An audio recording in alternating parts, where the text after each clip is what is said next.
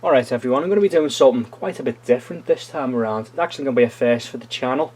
I'm going to be doing a small series of items that might be of interest to those of you who are looking into, self-defense in the UK. Now, for those of you overseas, of course, I'm not going to be talking about anything too dramatic. There's going to be no guns, knives, or anything like that, no tasers. This is just basically what you can get your hands on in the UK. So I'll probably put a video like this up, if not every day, every other day. Try and stick to that schedule, and I'll just give you a nice little insight into what's available out there. So to start the series off, we have the TIW Farb Gel spray. Now, it's kind of a funny area with this one. I know the title of the video is going to be self-defense, but you can't technically use this for self-defense. It's a funny old thing. In the UK, you cannot own anything for the purpose of self-defense. It is classified as a premeditated offence, but of course it depends on each individual officer how they interpret the law, the judges and all that. It's very, very complicated.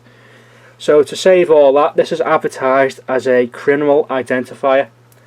So basically what that means, say you're being mugged, you don't pull this out to defend yourself, you pull this out to identify the criminal. It fires a very gloopy and strong gel. It's got a very, very strong red dye in it, and you will not be able to get it off your clothes or your face. People have been sprayed with this stuff, and a week later they're still trying to get it off the skin.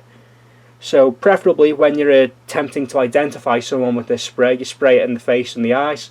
It's of course the most effective way to do it, because you can hide anywhere else on your body with clothing. It's a lot harder to hide your face. So this gel is quite effective. You can see it's a fairly sizable little container. You'll get about 5 or 6 seconds of continuous spray. They do have expiration dates. I'm not entirely sure where it is on this one, but they generally last about 5 years. They're relatively affordable. You can get them from anywhere for £5 per tin to £12, and of course you can get the very, very large canisters which are more suited for security use. They're quite a bit more expensive, about £40 I think. But overall they're not a bad little item to own. As long as, say, if you are ever unfortunately attacked, you say in the police inquiry, you used it as the sole purpose of identifying the criminal, you should avoid any legal issues and problems and various troubles with the law. So anyway, that's the conclusions of the first video in this series. I hope you enjoyed watching. Make sure you do stick around for the following videos to come soon. Cheers.